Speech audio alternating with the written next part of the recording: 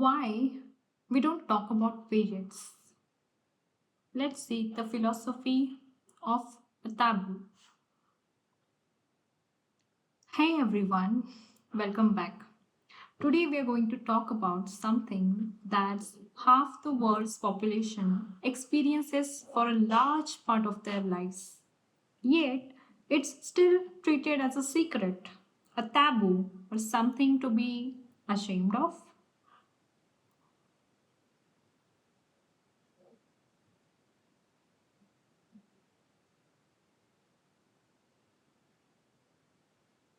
Periods.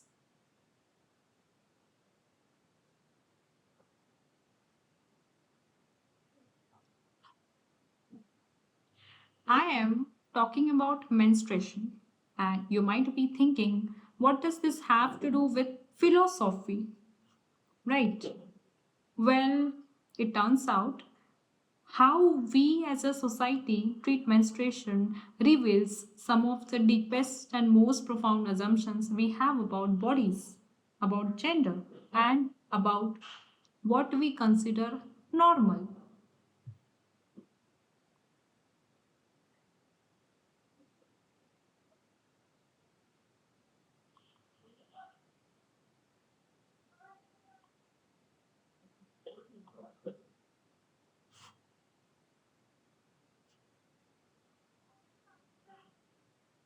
The philosophy of stigma and purity.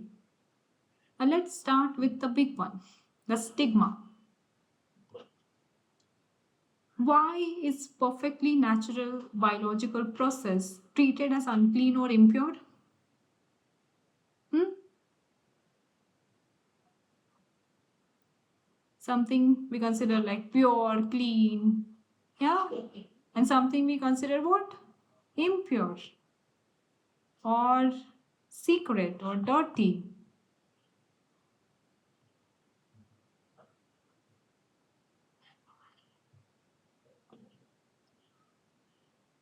Philosophers, especially feminist philosophers, point out that this isn't an accident. Historically, in many cultures, things associated with the rational mind were valued, while things tied to the unruly body, like bleeding, right? Bleeding, birth, or a sickness, were seen as lesser or even dangerous, and which group was historically associated with the mind and which with the body.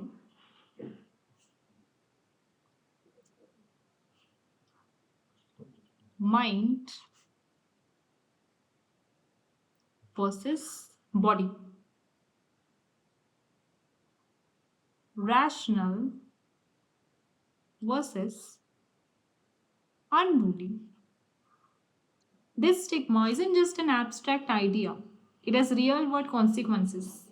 It leads to silence, shame, and lack of education, which directly impacts health and well being.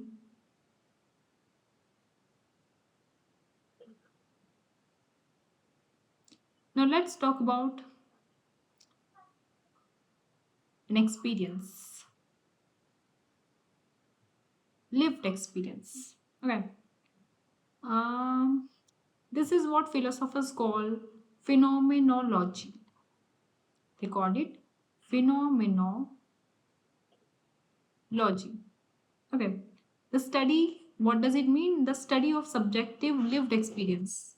For many, period isn't just a biological event, it's a profound monthly experience of the mind body connection.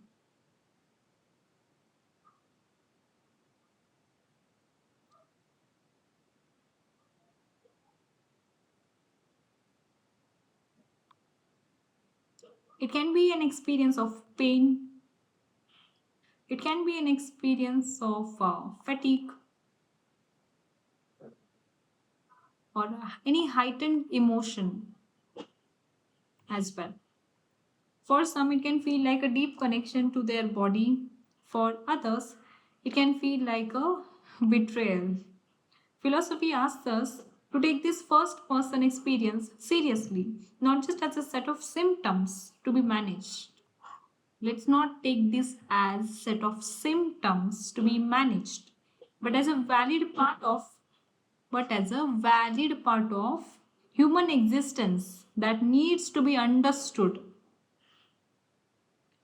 Now coming to the part 3, let's talk about the ethics of period poverty. Yeah, let's talk about it. Now let's talk about ethics.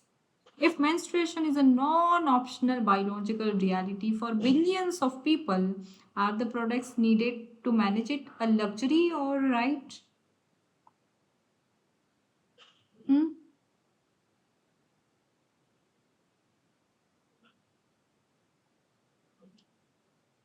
So we have these tampons, right? With some price written on it. Hmm. This is the question at the heart of period poverty, the lack of access to sanitary products, pads as well, with some wings. So it is not just lack of access to these products, it is also to the education and proper hygiene facilities. Philosophers of justice ask, if a society fails to provide these basic necessities, is it failing in its duty? Is it a form of a discrimination?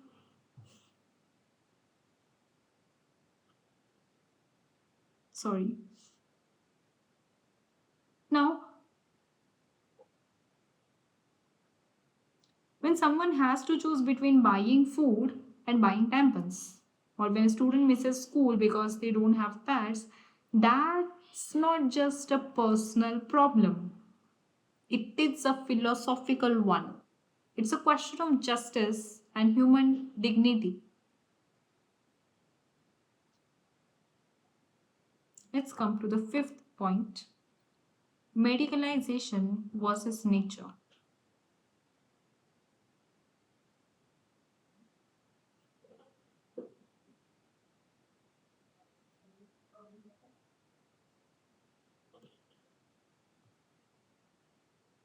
Finally, think about how we talk about periods. Our language is all about managing, like, what is our language about? Yeah, it's like managing, yeah, controlling, yeah, or like fixing it, something like that. We have like, we also have what? Pills. Pills to stop it, pills to hide it completely. The philosopher Ivan Illich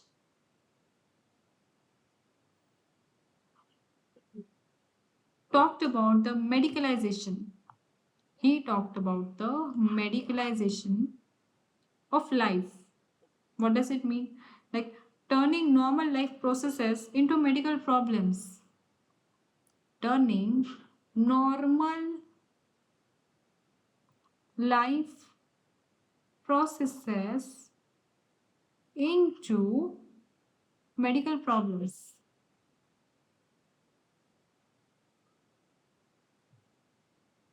Okay.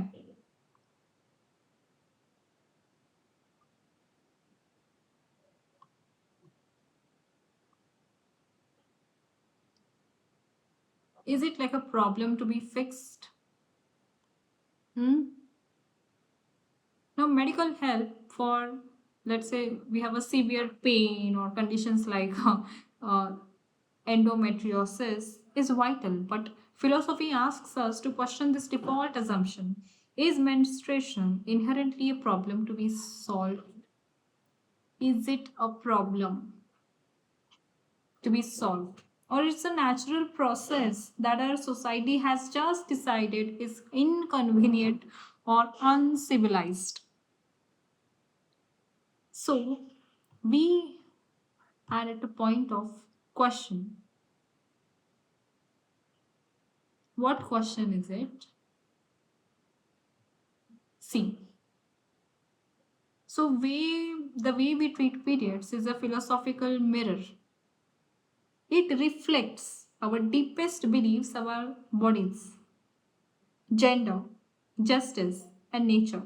It is not just a biological issue, it's a profoundly human one.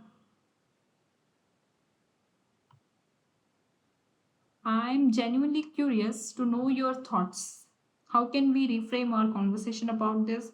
What's one part of the stigma you would like to see disappear? What is that? Let me know in the comments. Thanks for watching, and I will see you next time.